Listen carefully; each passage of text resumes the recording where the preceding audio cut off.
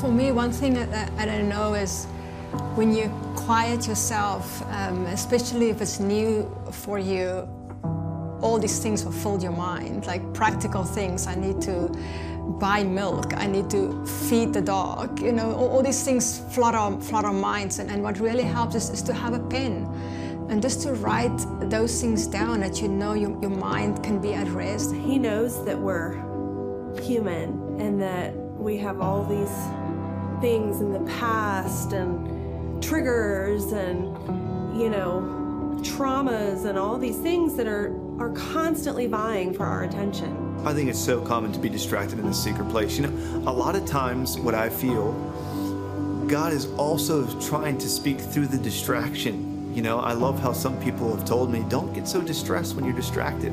You're a human being. You still have flesh. And so, but I really feel like God's voice is sometimes in the distraction.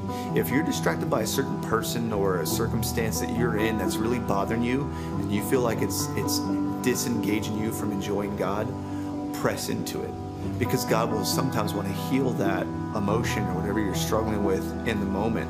And so if you're having a hard time with something, ask God about it. Be like, you know what, God, this is really taking up my brain space here, but speak to me about this. Heal me. Even if there's been like this big block, I'm like, okay, well, I'm gonna head like, you know, full-fledged at this block and figure out what the heck is going on. And almost every time, like, on the other side of that is an encounter, or on the other side of that is a revelation or something that he was wanting to give me in return. And so even in those situations where it looks concerning, like, I don't know, he's so good how he always just turns it around.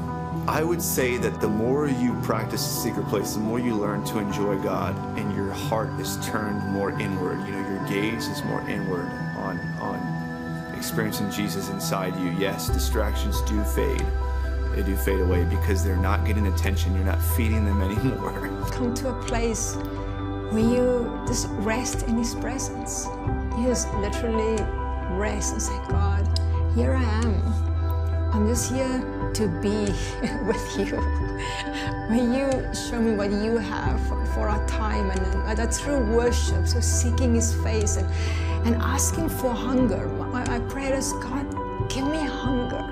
Make me hungry for more. I want to be hungry. Hunger is a gift. Hunger for God. Ask God for hunger. You know, Paul says we have divine weaponry to destroy strongholds.